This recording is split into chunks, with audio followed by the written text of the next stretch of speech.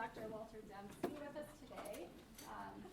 Walter is a postdoctoral researcher in the Department of Statistics at Harvard University. He received his PhD in statistics from the University of Chicago.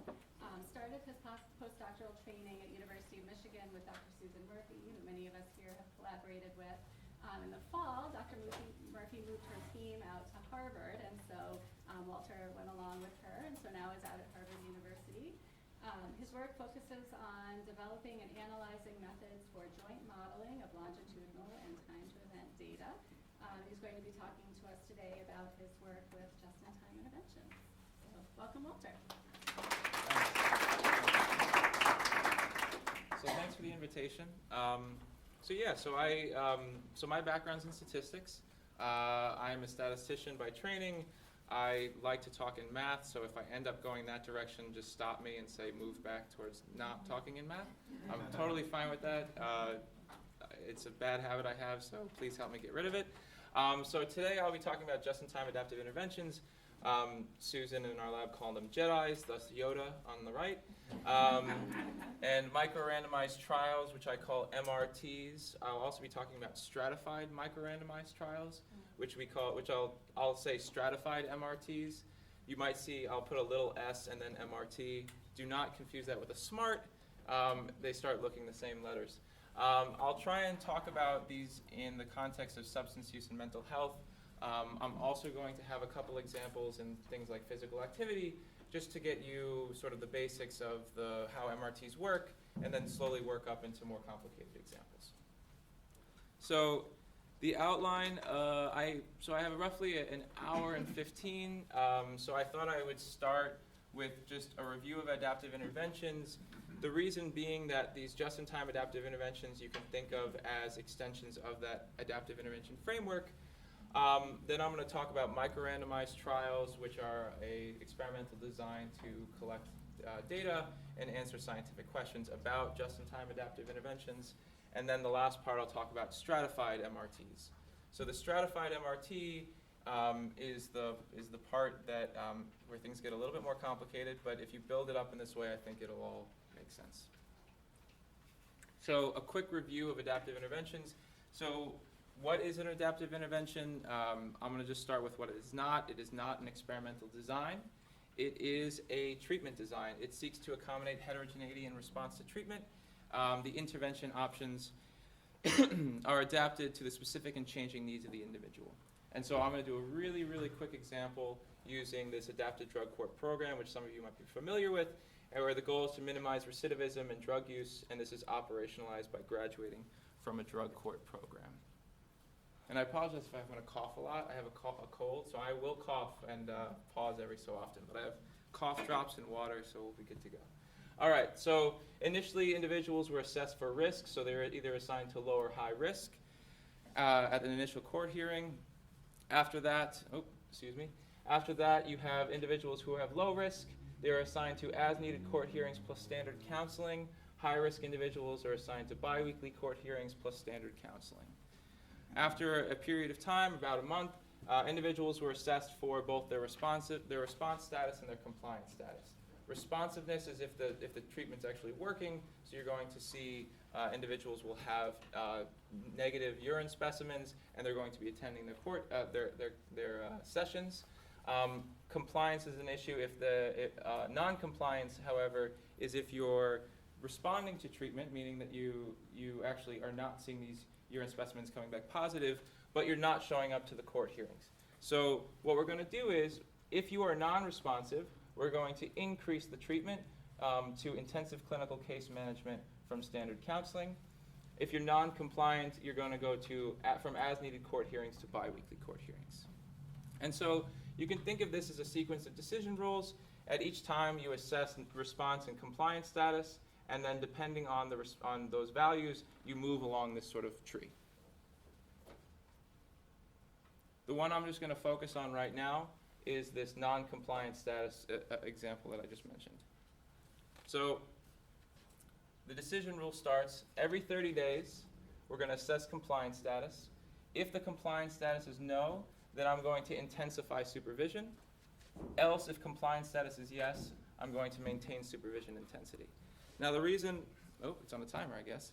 The reason I want to go through it is because these basic building blocks of this decision rule for adaptive interventions, you're going to see exactly the same thing for JEDIs. So here, you have a tailoring variable, compliance status, you assess it. It's the patient information you use to make treatment decisions. So it's either a binary, no or yes.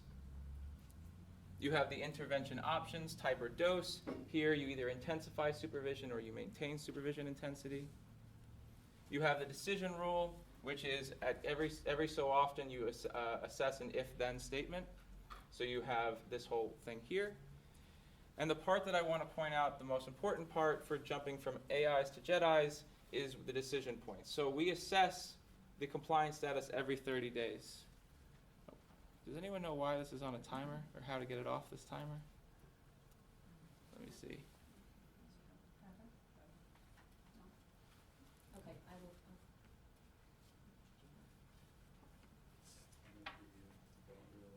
I think I got it. I remember this happening the last time. Oh, it waits a minute until, yeah, there we go. So annoying. It's trying to speed me up. Okay, so this is the critical point that I want to make from jumping from AIs to JEDIs. It's that your decision points here are every 30 minutes. Why? Because you expect meaningful changes in the tailoring variable to happen every 30 days. And where is it happening? It's happening in the clinic. It's happening so people actually come in or they don't come in, and that's how you know if they're complying or not. Finally, you have the outcomes. Here, the distal outcome is the long-term goal of the intervention, and this one is program graduation. The proximal outcome, which is your short-term goal of your decision rules. What the decision rule is trying to do is trying to assess compliance and response in the course of the intervention. So the summary of the 5 elements of the adaptive intervention. You have your tailoring variables, which you're monitoring every so often. Here, every 30 days. You're individualizing the decision rule to those tailoring variables, compliance or response. You have the delivery of the intervention options. In the case I just talked about, it's intensify or maintain the supervision intensity. This is the adaptation process to these tailoring variables. And you trigger them at decision points, which are when meaningful changes in the tailoring variables occur. And then the last part is your proximal and distal outcomes, which guide the construction of your decision rule. I'd be remiss, I'm not going to go into them, but there are smart designs to answer scientific questions about adaptive interventions. These are empirically based decision rules. SMARTs are randomized trials with multiple stages of randomization, where each stage corresponds to a scientific question of interest. I'm not going to go through them. The reason I bring them up here is mostly to make it clear that you have adaptive interventions, which are a treatment design, and then you have SMARTs, which are to answer scientific questions about adaptive interventions. And so you're going to see the same thing in the second half of the rest of the talk. The timer's still going. Which is that I'm going to go through JEDIs, explain what JEDIs are, and the MRT is the experimental design to answer questions about JEDIs. Okay, so how do we make the conceptual transition from AI to JEDI? The way I'm going to construct it is to use these 5 key elements again. So remember, we had compliance status as our tailoring variable. We monitor it every month. Why? Because we expect compliance status to change meaningfully over each month, and where at the clinic. Therefore, we trigger decision points every month, and it keeps going ahead.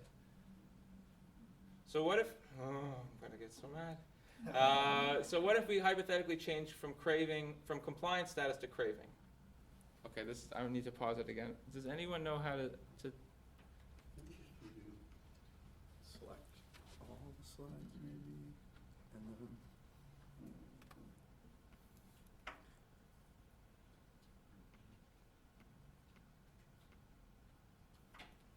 I can't promise this will work, but it's my best guess. That's okay. All right.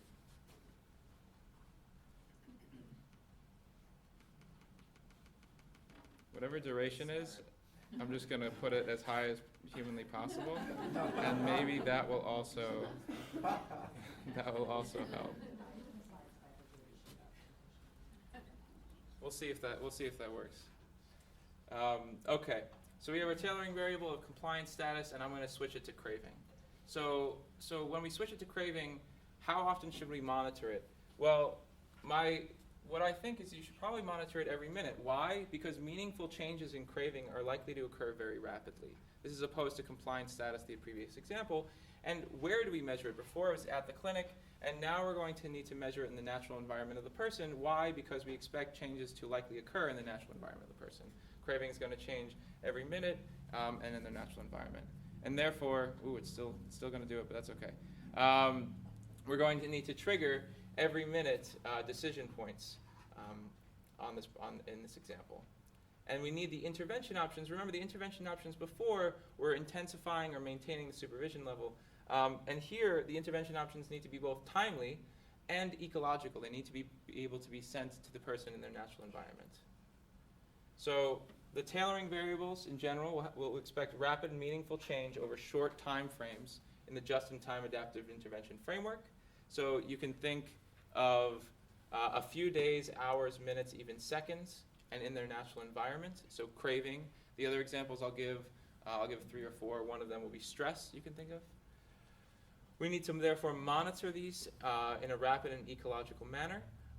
The way we typically could do this is either through self-report, say 5 times a day, or even more frequent, which would be through using passive sensor data.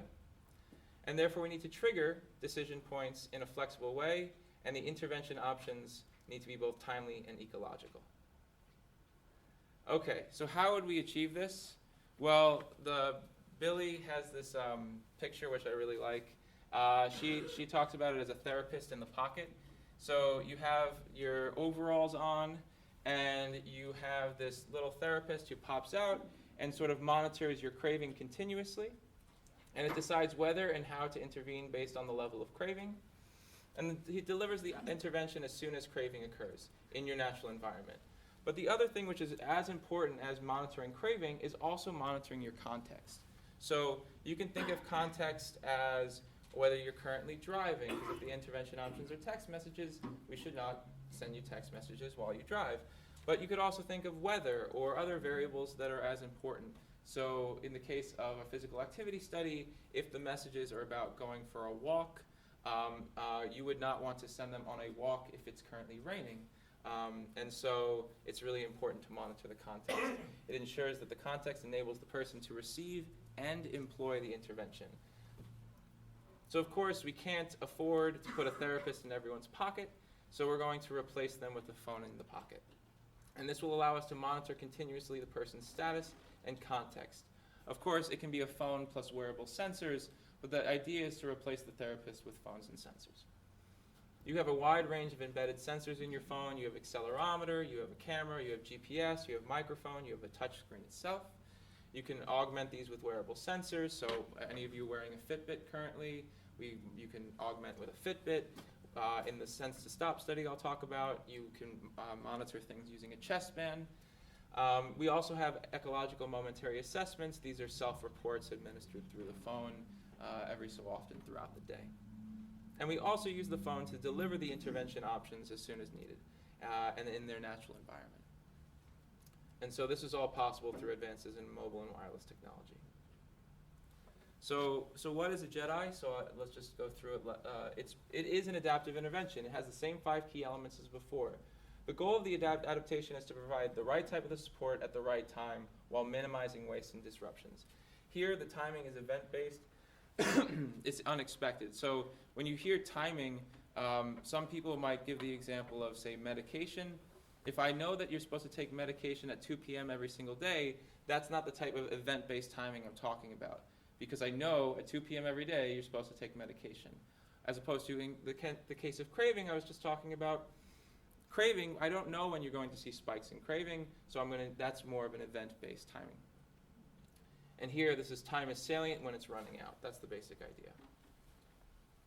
So why JEDIs in health behavior interventions? Because we need to address health-related events and conditions that change rapidly, unexpectedly, over short time frames and in the natural environment of the person. And we need to minimize disruptions to the daily life and routine of the participant and accommodate contextual events and conditions.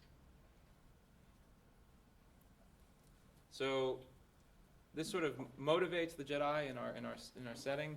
I'm going to give you a bunch of examples of just-in-time adaptive interventions, and then I'm going to move on to micro-randomized trials and how to answer scientific questions related to Jedis. So the first example I'll give is HS, which is a smartphone application to support recovery from alcoholism. This is Dave Gustafson's work. And so HS has both a static content, which is audio-guided relaxation. It has interactive features. The one I'm going to focus on right now is a GPS-initiated alert if you're within a certain distance of a high-risk location. And so the idea of this is that at the outset, when you download the application, you're going to go through and pinpoint GPS locations that are your high-risk locations, so a bar you might have frequented in the past, and I'm going to use that information to construct the Jedi. So it has the same form as a decision rule before. At every minute, if the distance to high-risk location is less than 10 feet, then I'm going to send a text message. Oh, timer thing coming back at me. Else, if distance is greater than 10 feet, I do nothing. So again, we have tailoring variables. Here, the tailoring variables are collected through the phone, through GPS on the phone, and you need to know the high-risk locations ahead of time. The decision points are every minute. You could do it more often. It's just a question of how quickly you want to assess this. The intervention options are either receiving the text message or nothing. So the same basic components as before. It constructs this decision rule where the proximal outcome is risky drinking days and the distal outcome is alcohol abstinence. And the idea here is that you have more flexibility in terms of when decision points occur. So if you thought that your distance to high-risk location might not change, it changes rapidly, of course, but it might change continuously. You could potentially assess it every 5 minutes, every second, something of that nature, but it's on a much more frequent time scale than the previous example. And the way in which we assess the tailoring variables is through the phone in your natural environment, as opposed to before it was not. Okay, so example 2 involves me, Walter the postdoc. And Walter the postdoc is always very stressed. He's also, this is not true, but let's just pretend that I'm a chronic smoker. I have an average of 6 cigarettes per day. I want to quit smoking. Unfortunately, I'm constantly stressed because I'm always working or giving talks. And so you can see the little bubble. I have everything to do. And I know that stress leads to a state of vulnerability, which is heightened risk of lapse. And so can we devise a just-in-time adaptive intervention to help reduce proximal stress and through this reduce risk of lapse? And so the way we're going to do this is using sensors to detect stress. And so the example here, you have 2 wrist sensors. This is the Sense to Stop study. You have 2 wrist sensors, and you have this AutoSense chest band. All of this information is being used in a continuous fashion to assign you to be either currently stressed or currently not stressed. So you have wristbands and chest bands. We're going to be measuring various physiological responses and body movements to robustly assess physiological stress. The way in which this algorithm works is it uses a pattern mining algorithm. I'm going to go into this on a slide just to give you an idea of what that actually means. And it uses the sensor data to construct this binary time-varying stress classifier. So at every single minute, I collect data. It's a bunch of data. It's 37 features. Features are very, very frequent. I have that whole set of features, and I map it to either a 1, you're currently stressed, 0, you're currently not stressed. It's more complicated than that. I'll get into it in a sec, but that's the basic idea. And we can construct a decision rule in this just-in-time adaptive intervention using this. So at every minute, if you're currently stressed, what I'll do is I will prompt you to maybe practice mindfulness. And so the tailoring variable here is stress. It's measured every minute, and it's using these sensors. The decision points are every minute. The intervention options are either prompt you or do nothing, so similar as before, the previous example. And this constructs your decision rule in this just-in-time adaptive intervention. Again, same thing, but here the proximal outcome is fraction of time stressed in the next hour, and your distal outcome is smoking cessation. But you can see again, you have a very flexible decision points occurring every minute. You could make it every 5 minutes, but it's very, very frequent, and we're measuring stress in your natural environment using sensors. Okay. I want to pause because none of you asked this question, so I'm going to ask it because it bothers me, and it's also something that people ask a lot. So what do I mean by stress? What is this thing that I've done to call it binary stress, not stress? So, okay, what actually happened is individuals were invited into a lab. They were assigned to stressful activities, and they would be wearing these sensors. So I have a chest band on, I have two wrist sensors on, and they say, please now give a talk, or please now do a math problem on the board. And so now what I have is physiological measures when they're in stressful activities and when they're not stressful activities. And I use that information to construct that binary time-varying classifier. And so that's when I say stress, what I'm really saying is that I constructed an algorithm that assigned people to be stressed or not stressed activities, and then I built that classifier. And so the other thing I want to point out is, in reality, the technically correct sentence to say is that you are one really means that you are classified as stressed, and 0 means you are not classified as stressed. It's not that you are classified as not stressed. So move the not to the beginning of the sentence. That's the correct way of saying it. It's slightly different, but it's just something you should note in the future. If you're really interested in not stressed, what you should be doing is assigning them to maybe very not stressful activities. I don't know what you would do, but you'd have to assign them to, say, a vacation or something of that nature. And then that would be the classifier you would build. So this is what we've done here. It's just to give you an idea of what I actually mean by this binary thing. The other thing that I'll mention just very quickly is that stress is confounded by physical activity. So remember that these people are wearing these sensors. So one may say, well, what if I go for a run? What happens? Well, all of your the physiological variables that I'm measuring to build this, they're going to get all confounded because I'm going to go for a run and heart rate's going to go up and all these other things. So we can actually, in reality, what we have is 1, 0, and unknown. And the unknown is when you're currently physically active. We can't say anything, and we have that variable.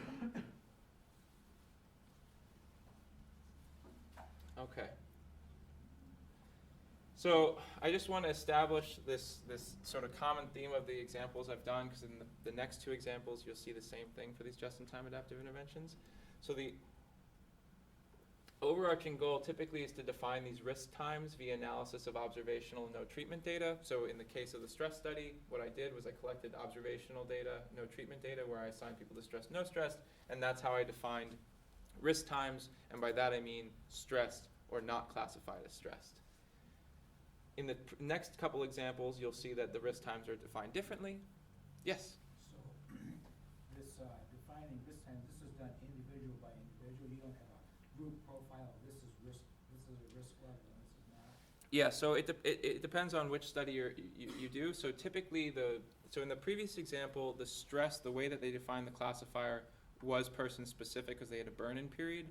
But in other examples, you can have settings in which you just say the at-risk. I'll give an example in a second, where if they've used drugs in the past week, they are currently at risk. And so that's more of a global definition of at risk. So in each case, the at risk can also depend on the choice of measurements. So you have self-report sometimes is what you're measuring, and sometimes you're measuring sensors. So in the previous example, stress was defined through these sensors. In the next couple examples, self-report will be used.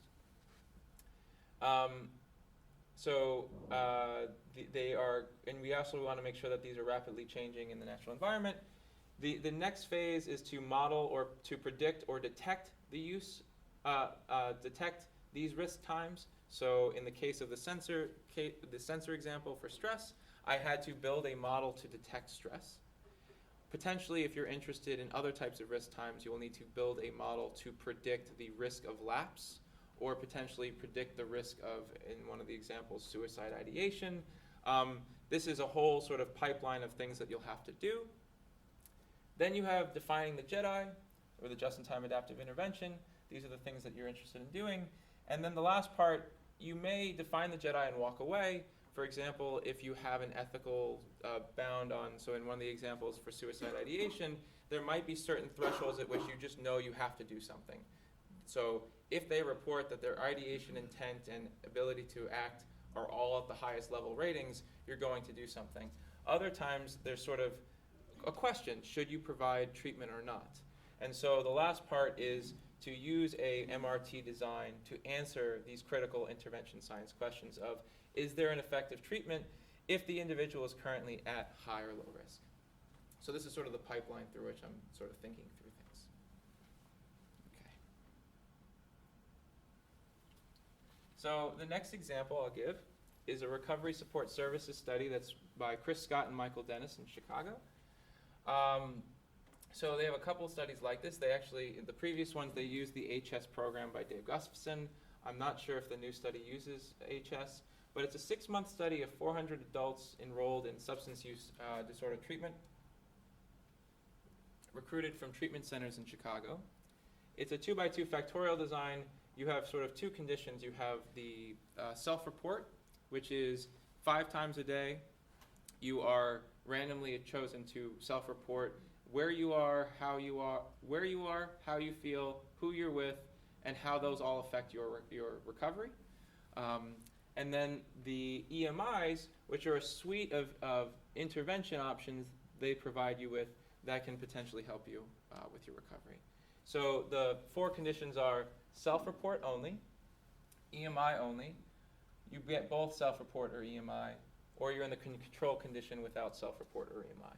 The one that I'll focus mostly on is the self-report plus EMI condition to show you the just-in-time adaptive intervention, but just to know that they're all there. The prompts occur 5 random times per day. And then for in the self-report plus EMI condition, participants are prompted to use EMIs when self-report indicates potential risk. And I'll go through what that means in a second.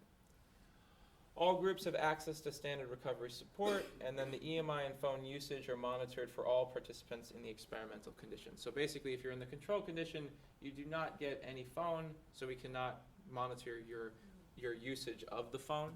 But any other condition, you have a phone given to you, and so they do monitor your phone usage. And if you have access to the EMIs, they know when do you go in, how often you go in, and how often you stay in the different intervention options. So the way that the day works to sort of visualize a day for someone who is in one of the self-report conditions is randomly within each block, you have a given time, and you're prompted. The phone pops up, gives you the actual questions. You fill out the questionnaire, and we get some information on the context that you're currently in, who you're with, where you are, how you're feeling, and how does that help your recovery. Walk through the day 5 times a day, all the same thing. And so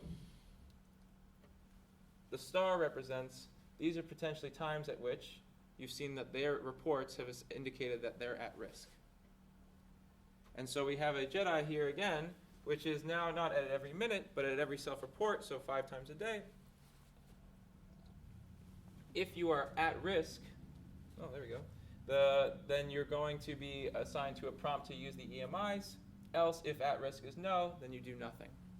Here, at risk, just to bring it back, at risk means that you have indicated that you are not doing well in your recovery and you've used drugs recently. So that's the at-risk condition. And here, the decision points are no longer every minute, but it's at every self-report, which is a random time, but you can think of it as roughly every 2.5 hours.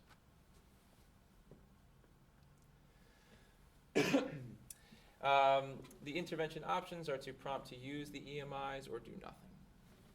So you see sort of the same, this is sort of taking into account that structure that I already mentioned. You have the at-risk defined through the self-report, as opposed to before, the at-risk was defined as stressed, and stress was measured through sensors. Here, the proximal outcome is risk at next prompt time, and distal outcome is long-term recovery. And again, this is more flexible in terms of when the decision points occur. So the one thing I'll mention, which I'm not going to talk about for extended period of time, but the way that they defined at risk in this current version is just a threshold, but one could also define probabilities of being assigned at risk. And so Jim Ray, who's at Georgia Tech, and I, with his student there and Susan, we worked on building interpretable latent variable models where you basically you can assign probabilities of lapse according to different latent constructs. So here, the thing we realized in the study, which was a feature of the study, was individuals, when they are assigned to do the self-report, some of them fill out with baseline values because some of them, they're all filled in initially, so they just click through. And so if you use that information to your advantage, you can actually break down the risk into two pieces. One is the actual, if they do report real information, what is their risk profile? And then the second piece is if they're not currently engaged, meaning they're just sort of clicking through and giving you the information because you've requested it. And so you can see that if you're at low engagement and you've used drugs recently, you're very likely to use drugs again. But if you're at high risk but high engagement, meaning you're actually filling out the surveys, but you have used drugs in the past, that lapse probability drops quite significantly. And so what you can do then is use this information to maybe make the tailoring variables a little bit more complicated than the previous example. And so maybe you assign them depending on which of these buckets they fall into. So the next example I'll go through is real-time assessment of suicidal thought. So this is work by Matthew Knock, Evan Kleiman, and Heather Pixley at Harvard. So I just started working with them, and I thought this would be a good example of potentially they're moving towards just-in-time adaptive interventions. I'm hoping they do. I'm pushing them that way. So so what they're interested in is real-time assessment of suicidal thought. So there's in their world, there's currently, they said, virtually no existing data on natural occurrence of suicidal thoughts, and the rate of suicide is extremely elevated immediately following hospital discharge. 78% of people who die by suicide in hospital explicitly deny suicidal thoughts in the last assessment before dying. So their short-term and imminent risk factors are completely unknown. And so what they end up doing is they want to understand, using the phone, self-reported data, and sensors, how suicidal thought sort of varies over time. So examine natural occurrence of suicidal thoughts, and to test potential predictors of suicidal thoughts and behavior both in hospital and post-discharge. I'll show how that naturally leads to the idea of potentially moving towards a just-in-time adaptive intervention. So you have baseline assessment of interview questionnaires and behavioral tests. You have daily assessments of mood, some phone data, sensor data, and you have the measures of their suicidal ideation, intent, and ability to act. They are discharged with an interview, and they have follow-up assessments through an e-survey at 2 and 4 weeks. And the part I'm going to focus on right now is the daily assessments. So it takes the same form as the previous study, the Recovery Support Services study. The only difference is, if you've noticed, I took off one of the blocks, because instead of 5, they've done 4 times a day. At each time, they ask the individuals to report their suicide ideation, their intent, ideation, and ability to act, as well as collect a bunch of other things about their mood and various other things. They do this 4 times a day. And right now, so there was they had a meeting a couple weeks ago debating what to do when people report that they're at the highest levels of intent and ability to act and ideation. And so some of the people there thought that what one should do is prompt on the phone that you should go seek counseling and put up the phone number for a counselor and things of that nature. And so if you were to take that to inside the just-in-time adaptive framework, I mean, it is a Jedi, so I'm going to talk about that right now. Let me skip ahead, and then I'll go back. So here, it's again, at every self-report, their scale was from 0 to 9, so if suicide ideation was at a 9, then you send them the prompt, otherwise you don't. And so you have the tailoring variable collected through self-report. You have the decision points are still at every self-report. You prompt or do nothing, those are your intervention options, and that's your package. And your proximal outcome is not that one. It's the suicidal thoughts and ideation at the next time point, and the long-term distal outcome is sort of the risk of suicide. So the things they found in their study, which made it make sense to think of it in this just-in-time adaptive framework, is they found that suicidal thinking changes and escalates quickly. So that sort of fits naturally in the first part, and it changes in your natural environment. So suicidal thinking varies a lot over a short period of time. These were individuals who were not in the hospital, at least one part of their group was. So they were measuring these suicidal thoughts and tendencies in their natural environment. Periods of intense suicidal thinking can occur very rapidly. Nearly a third of all responses differed from the prior response by at least one standard deviation. So their scale was from 0 to 9. So by that, what they mean is that if you rated yourself a 3, you have a lot of people who started at a 3, and the next time point they're going to be jumping to a 6 or a 7, or vice versa. So long term, what I'd like to do with this is the same thing I had done for the recovery support services study, use the self-reported information to be able to assess and predict the suicide ideation into the future. Okay. But overall, there's this idea sort of going across all 3 of these examples, even though they're in different domains, that at every minute, if at risk, then do something, typically a prompt of one form or another. Else, if at risk, then if not at risk, do nothing. And the decision points are every minute or at every self-report, but they're very frequent.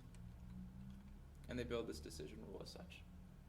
This at risk is either a function of algorithms, meaning that it's an output of taking the sensor and self-report, putting it through an algorithm, and outputting they are at risk or not, or it's just defined explicitly as a function of the self-reported data. So in the examples I just gave, the at risk for the recovery support services is I just look at the observed data.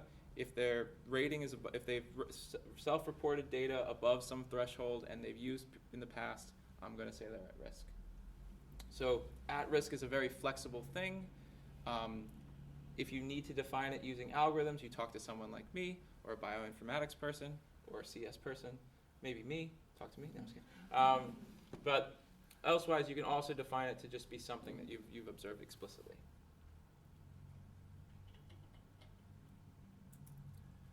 So there's a lot of scientific questions concerning Jedis, and that's the part I want to get into. And yes, okay, good. I have enough time to go through both micro-randomized trials and stratified MRTs, at least at a high level. So a lot of what people are interested in right now is understanding, like in Matt's case, he's interested in understanding how rapidly the conditions of suicidal thought are likely to change. But there's a lot of other questions that you can be interested in, especially, this question, I highlighted it in red because it's mostly about, you can collect observational data, not intervention data, and answer questions about this. But a lot of the other questions are about interventions. Oh, I don't want Susan to appear yet. So a different question is, what personal or contextual conditions represent vulnerability or opportunities with respect to the proximal outcomes? What intervention options could address or capitalize on these conditions in a timely manner? And then what personal and or contextual conditions represent unreceptivity? So the basic idea here is we want to understand how does the effects of treatment vary over time and vary based on context. And so the way in which we do this is we collect data. What do we need? We need an experimental design, thus the micro-randomized trial, and thus Susan's face right here. So Susan and our lab have focused a lot on trying to understand how to collect data to answer these scientific questions related to just-in-time adaptive interventions. So MRTs are a way to aid in constructing empirically based decision rules for Jedis. MRTs are randomized trials, so they're just like a SMART in that sense. But here, instead of 1 or 2 randomization phases, you can think of hundreds or thousands. The reason is, remember, all those statements and decision rules were at every self-report or at every minute. And so now these randomizations are going to occur at every self-report or at every minute, which is a lot.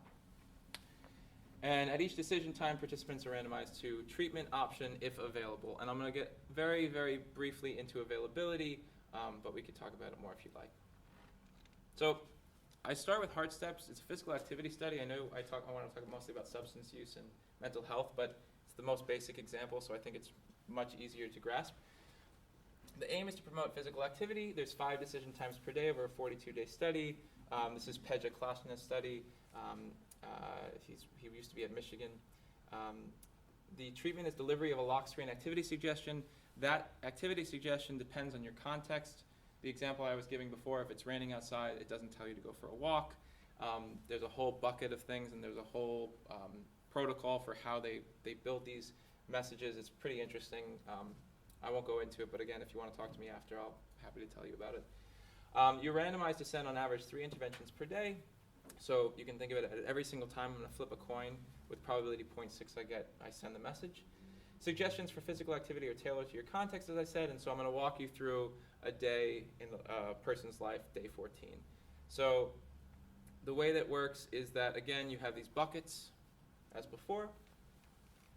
Unlike the previous examples that randomly chose a time in each bucket, every person gets to choose what times in each bucket they want to be bothered.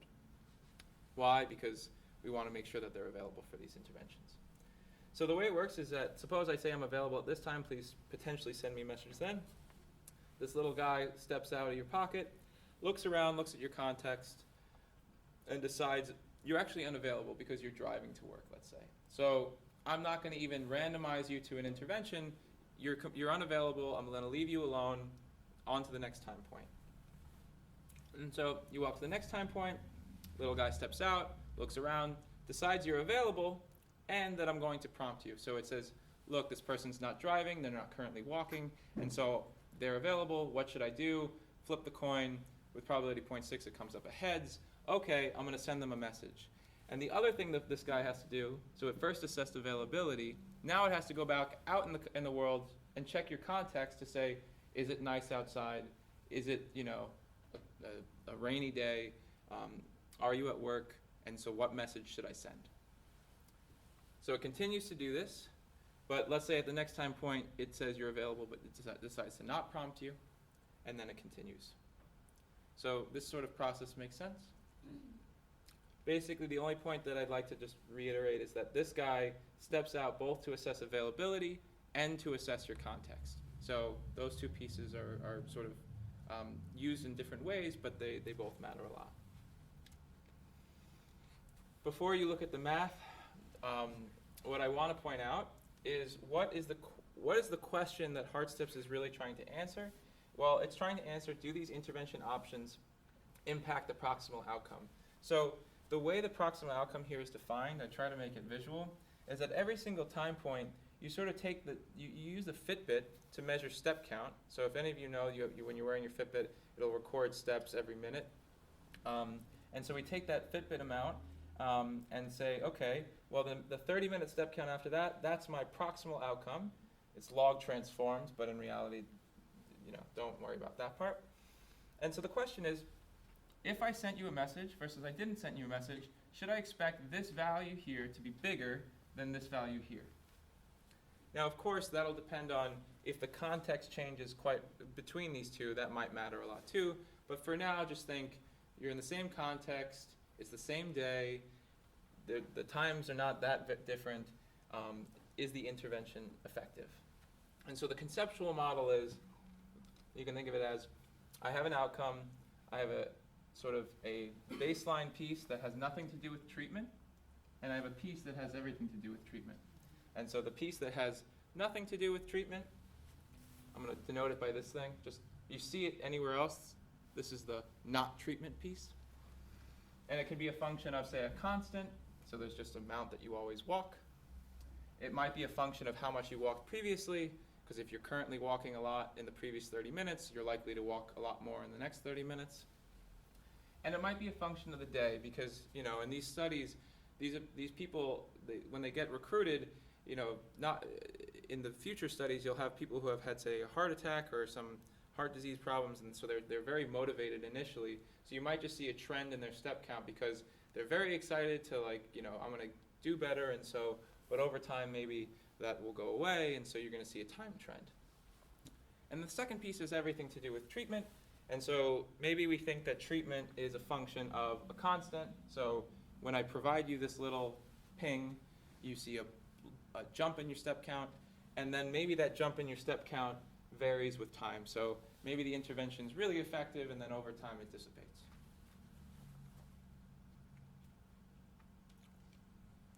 Okay. So I'm going to pause here.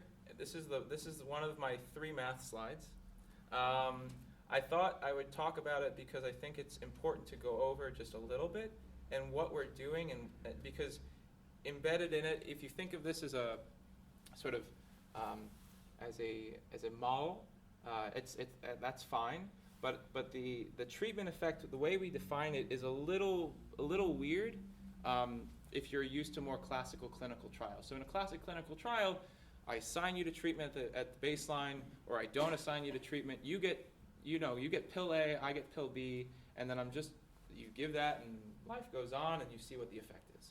Here, you're sort of randomizing people over time to treatment, and then not to treatment, to treatment, and then not to treatment. And so the way to think about these treatment effects is a little different.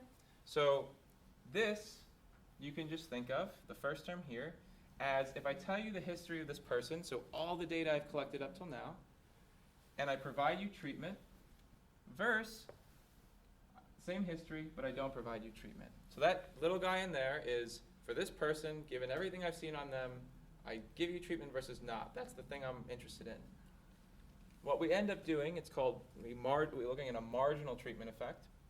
So we marginalize out this history. So I basically average over all people all histories I could have seen. The thing that's sort of masked in here that I wanted to bring out, and the reason we call these little causal excursions, is because what's really happening when we talk about these treatment effects, and the question we're sort of asking is, if I assign you to this sort of this policy of flipping coins, right? So I flip coin, flip coin, flip coins up to this current time point. And I'm at my time point now, my time point T, and I provide you treatment versus not. What should I see in terms of the effect? And so basically we call them excursions because you're following the same policy up till now, and then we're giving you treatment versus not. It's a little excursion from the policy that's underlying everything. And so the reason is that this is different from the original is because, as I said before, before it was pill A versus pill B, now it's pill A versus pill B at time T, given I've done the coin flips up till now. A little different, but important. And the only thing we condition on out here is availability. And the reason we do that is because we can only assign you treatment if you're available. If you're currently unavailable, we do not care about the treatment effect because we cannot provide treatment. The only thing to note there, and something that's very important, is that availability can be a function of many things. So let's suppose you have a very effective treatment, best treatment in the world. What could happen is, let's say availability is just that you can have people become unavailable because they graduate from your program, let's say. So at the beginning of your study, everyone's available. And at the end of your study, no one's available because you've done so well that they've all become unavailable. Now that's a great thing, but your treatment effect is only on available people, so the only people who are going to be available at the very end are the people who have really, you're not going to see an effect. So you might think, oh no, like at time 40 I see no effect. That's not good. But it's because everyone who was available has graduated from your program, and so now they're gone, and so you don't benefit from them anymore. The other option is your treatment effect is not good at all, let's say, and people just do not like your treatment. And so people decide after day 5 that you've pestered them enough, you've ruined their lives, and they're just not putting up with it. So that every single person snoozes and deletes your application. So everyone's also unavailable at the final time point. Everyone who is available, maybe you see a big effect because the people who stayed in it, it was effective for them, so they stayed around because they liked it. So now you see an effect that might be a little bit better. But the people who are unavailable, they hated it. So in reality, you have to understand who are the availability, how does availability play into it? So everything I talk about now is conditional on availability, so there are people who are working on this right now. It's very important to understand how your availability plays into it because it's sort of your population you're treating is changing over time. And you need to understand how that population changes so you know why your treatment effect is a certain way. The other thing I'll say, and this is sort of the plus of our method and sort of selling the MRT.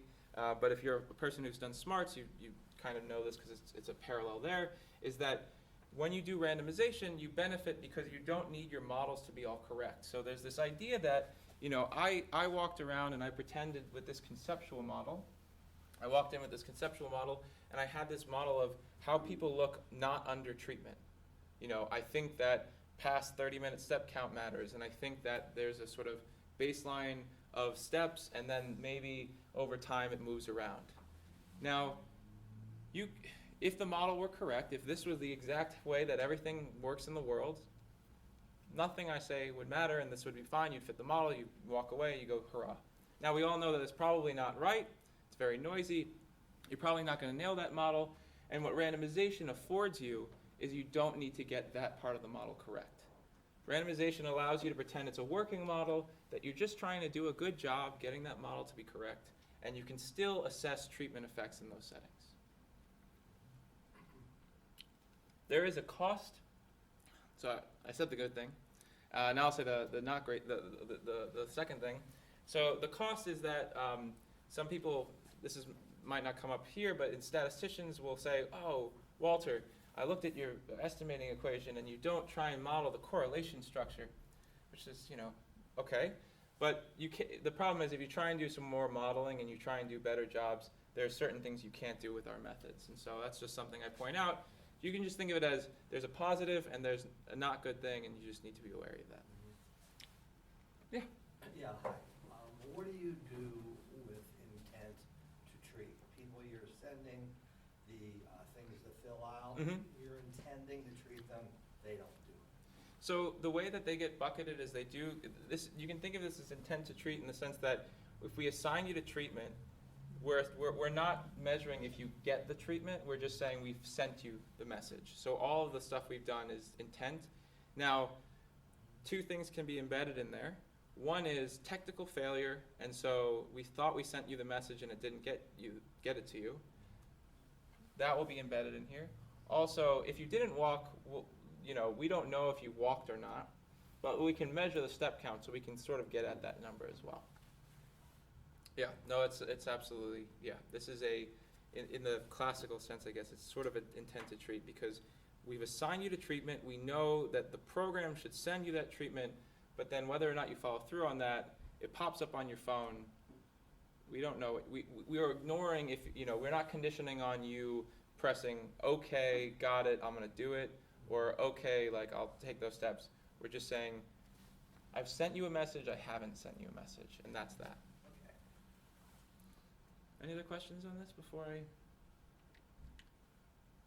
Okay. Yeah, that's a good point though, because it's one could try and condition on things like, because we're sort of big brotherish in these studies, so we know how you use your phone, and so we know if you've clicked on the message and gone into the application. So one could try and condition on, did you go into the application as well and do the effect in those people? But we're not doing that. Yeah. So I put this here. This is not this is Pej's lab work, but I want to put it here just to make it clear that these models these effects are actually significant, at least in the initial studies. So here you can fit different type of models. So here it's just a constant. Here it's a linear term.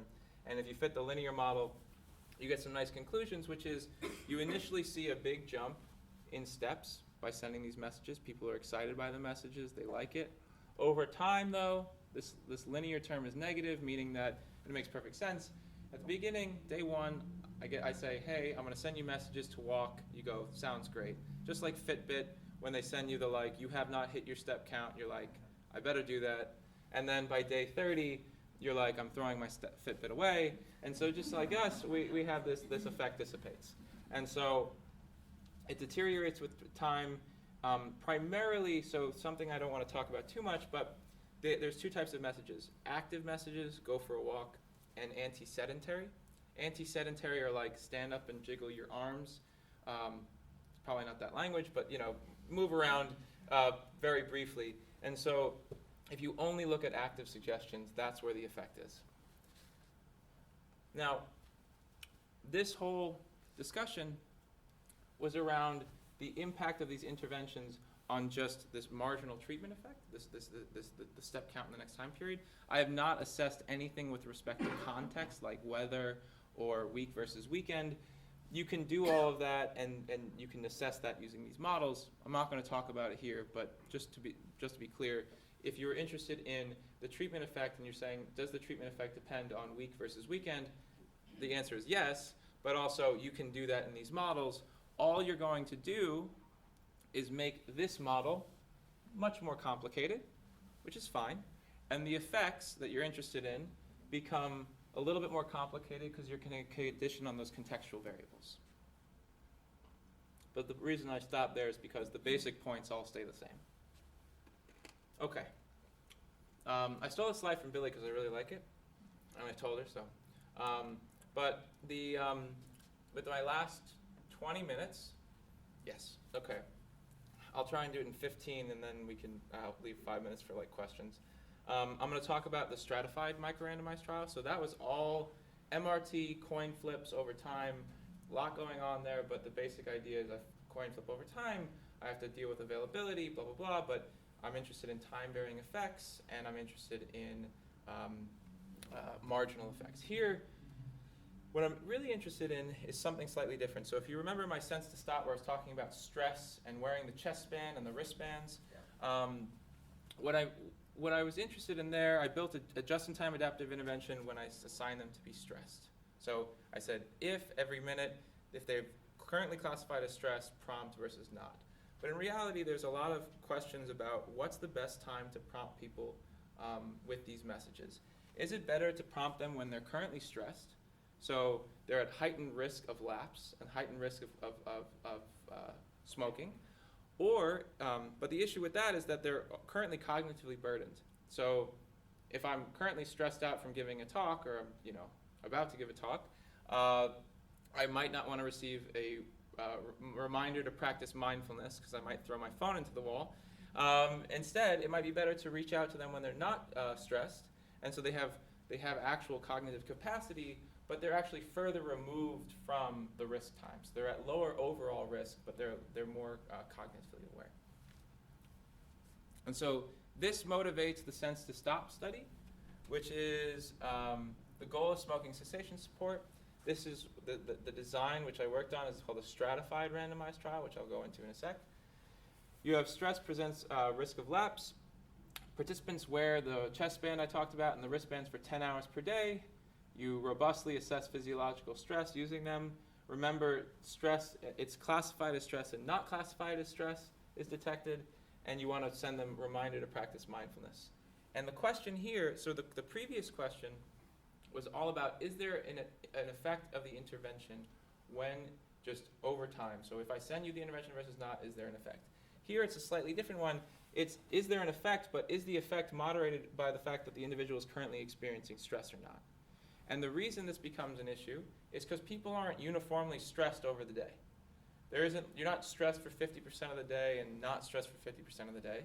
So if you're interested in these questions, you need to stratify your randomization so you achieve enough times where you treat and not treat under both stressed and not stressed. And so that's the idea behind this. So I think some of you might have seen this during when Billy visited, but this is sort of the study design. You have an observational window in which we build the stress classifier using the data we've collected. Then you have a 10-day post-intervention trial, post-quit. We know your quit date.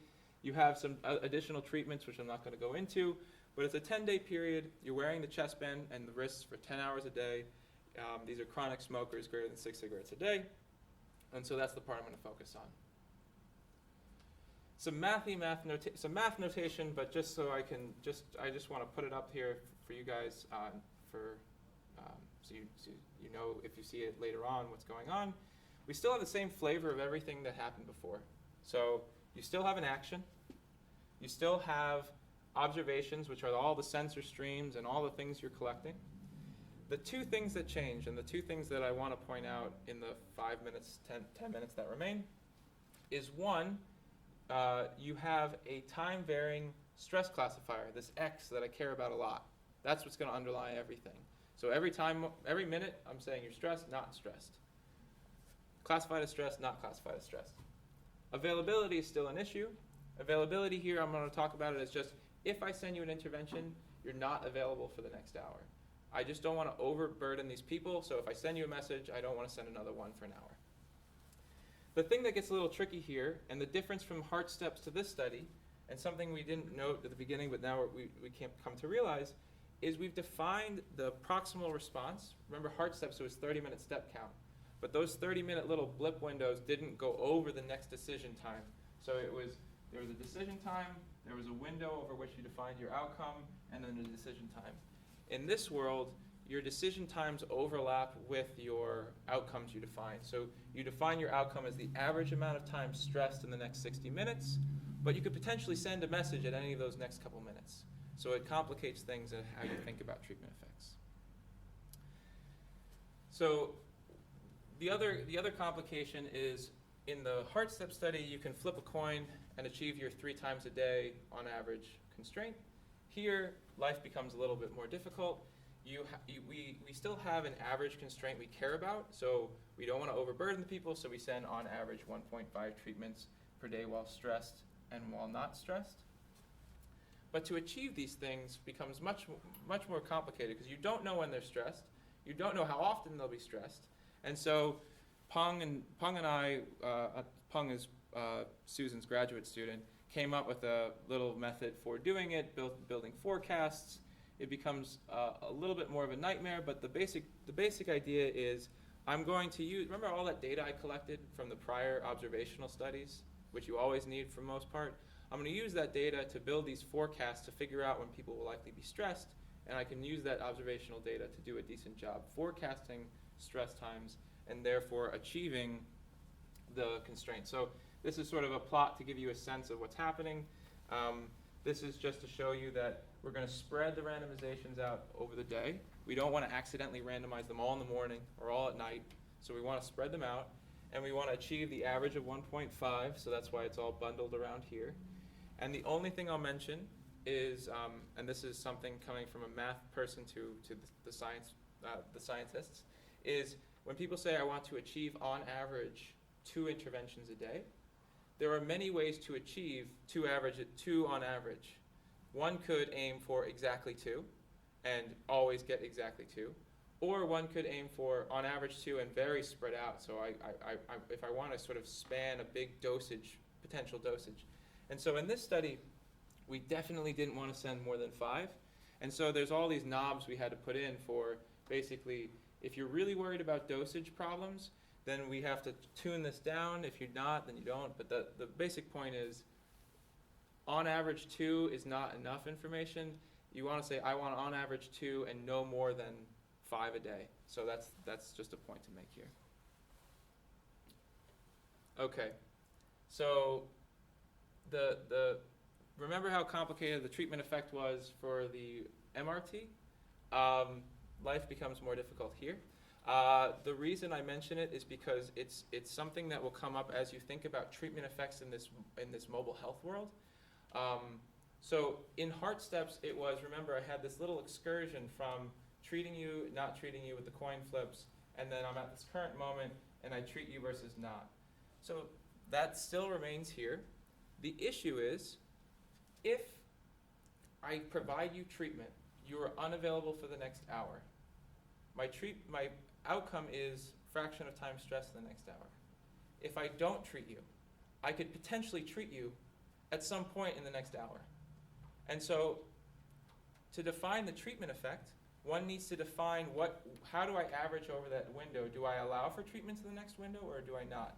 What people meant in this study when I talked to them is they wanted to understand the effect of treatment versus not, and doing nothing over the next hour between the 2 different groups. So I treat you, I do nothing, I look at your average stress.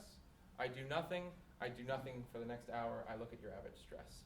And what this means is you actually need to do more complicated analyses of the data, because that's not how you collected your data. You actually collected data in a different way. And so the final point I wanted to make is just that when you do this, you have to be very, very careful. The analysis, which was already complicated, gets more so. The point, though, is when you're talking about treatment effects in this world, you have to not only define what you mean by the treatment effect in this sort of excursion, but also if you start using sensors in your every single minute, you have to define what you mean by the treatment effect when you're thinking over the next window of time. So this becomes a huge issue for when I'm talking with scientists, because they say, I want to understand treatment versus not treatment. But this world, you not only need to understand treatment versus not treatment, but you have to tell me what you mean by over the next window of time. Am I allowed to provide them treatment? Do you want them to never see treatment? Do you want them maybe only to see a couple treatments? And so the analysis becomes more complicated, and the discussion of treatment effects becomes more complicated. And so I'll just end on that. I think the driving point here is as you move to the stratified, which is all the examples I gave of just-in-time adaptive interventions, you had the at-risk idea. So you had individuals who are at high or low levels of risk. Most of those times you're interested in a question about, is it better to send them when they're at high risk versus low risk? This is what the smoking cessation example was about, but you saw it in the suicide example, and you saw it in the recovery support services example. And in all of these, the steps you have to walk through in order to do that are very complicated. You have to make decisions up front. How many treatments do you want to receive on average? Do you want it to be a tight band around that number of treatments, or do you want them to be spread out? What do you even mean by a treatment effect if you're using sensors? And so these are all decisions you have to make along the way, but luckily you have people like me and other statisticians who can try and guide you in this way. I'm going to end there, and I hope with the last 10 minutes or so, we'll get some questions and talk about this stuff. So thank you so much.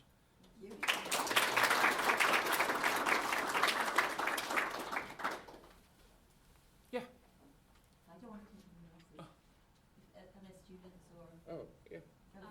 So my question is about the sensitivity and specificity of the decision rule threshold.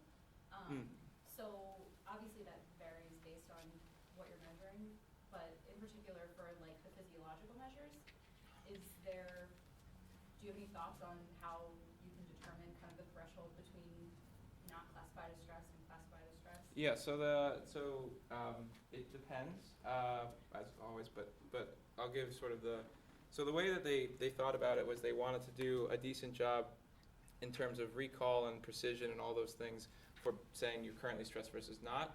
So they did a previous study to assess the level of sensitivity and specificity, and that way they knew that they had decent control over those things when they moved to the actual study.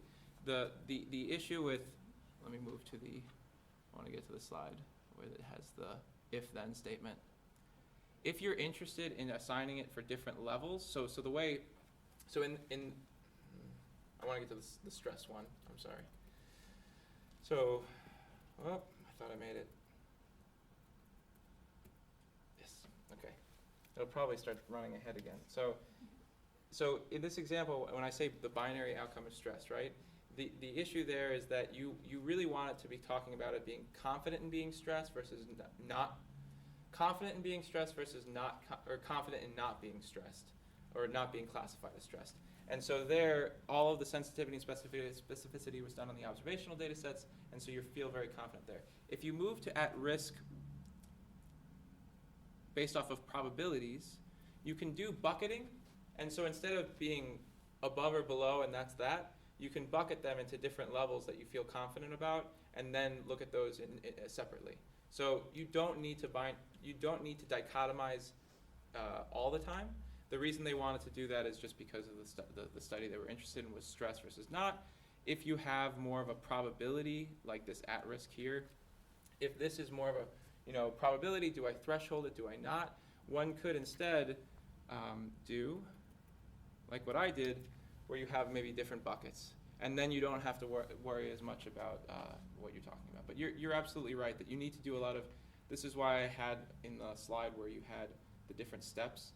You have that step where you're doing all the modeling of the observational data, and that's where you have to do all the sensitivity specificity. Because if you run into the MRT design, the stratified MRT, with that not under control, I mean, everything else we do is not going to be good. So yeah. I'm interested in the implementation for the suicidal risk. Yeah. One, as you pointed out, one of the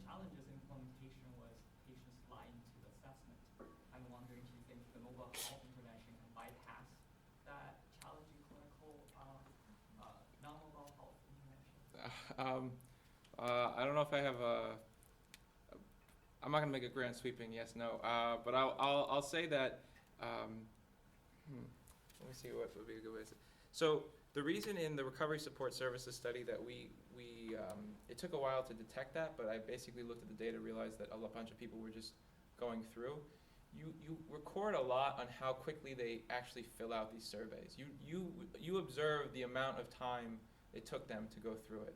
And so if you think that is correlated with how much thought they've put into the survey, you could potentially look into that issue. Now, if they take a long time and are lying on their survey, there's nothing I can do. What one could do is, and this is what we're looking at now, suppose you knew, I'm gonna say for now, suppose you had a study already done where you felt confident that no one was lying. Lying is a strong term. Not filling it out correctly. What one could do is look at how that correlates with the other measures you have using sensors and the phone use data and things of that nature, and then build a model to detect if they're doing a decent job. It's still very difficult. What typically happens is we use the fact that if they take too short amount of time, you trust that measurement a lot less than you would otherwise. So in the case of ours, we had 20 questions. They have 20 questions to fill out, and if it takes 10 seconds, you know, I can tell that they've just clicked through, because I can also tell if they haven't toggled so sometimes it's a sliding scale, and some people, so it looks like this, and this is like 0, and this is say 9, and you start it here, and you have to toggle it with your finger, and you can actually, it's harder, but you can actually tell how much toggling they did, and so you can use that information to your advantage. Yeah. Do you have any sense of how the downward extension developmentally is, or just aware of the literature? How No. young can you go?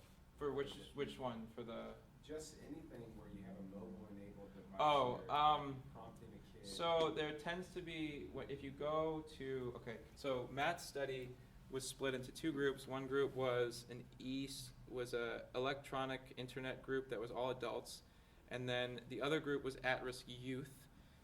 There was a lot of additional issues with that group. One was that they couldn't actually do the self-report. They could only do certain other aspects of the problem. So they could do, there's something I did talk about, which is you can tap your wrist sensor if you're currently experiencing suicidal thoughts. So they were allowed to do that part, but not the other.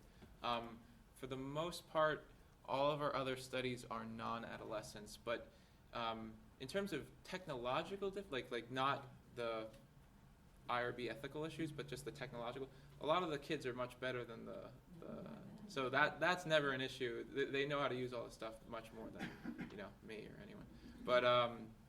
But yeah, it tends to be you either need the consent. I think that he needed the consent of the parents and a bunch of things. But there tends to be certain things you can't do with the self-report.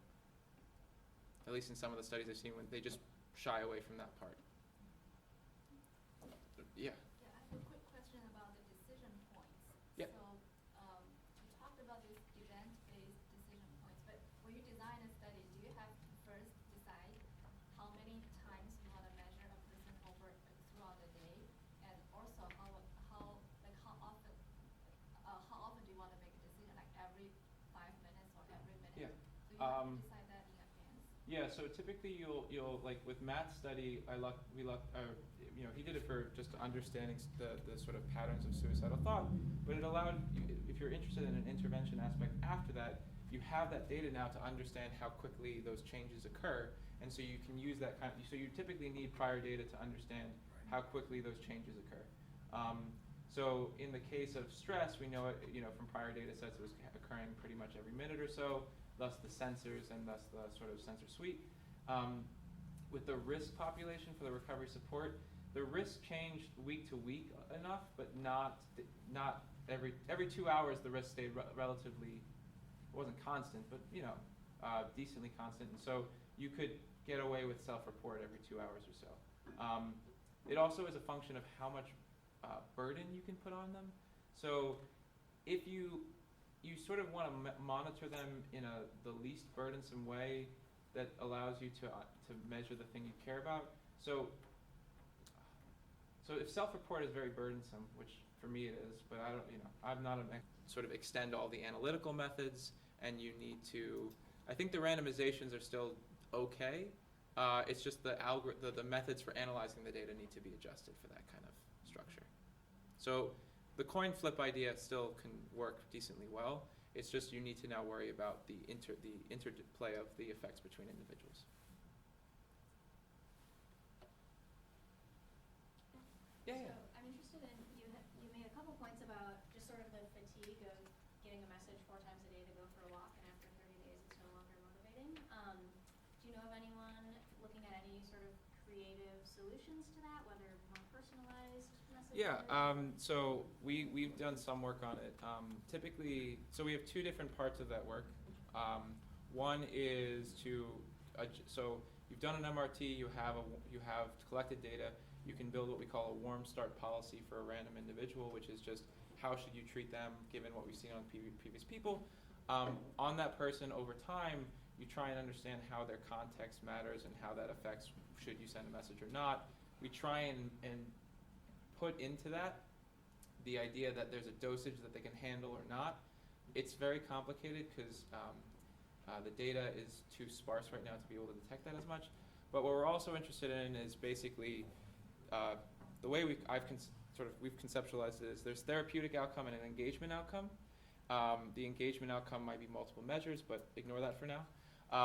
You have interventions on engagement and on therapeutic parts separately, and it's sort of 2 toggles you can pull. And so the first one is all of this is about the therapeutic side, and then the other toggles are all on the engagement side, and then the final thing will be just putting them together. So now you have a good intervention to keep them engaged and a good therapeutic intervention, and so you're going to combine them after that. But you're right.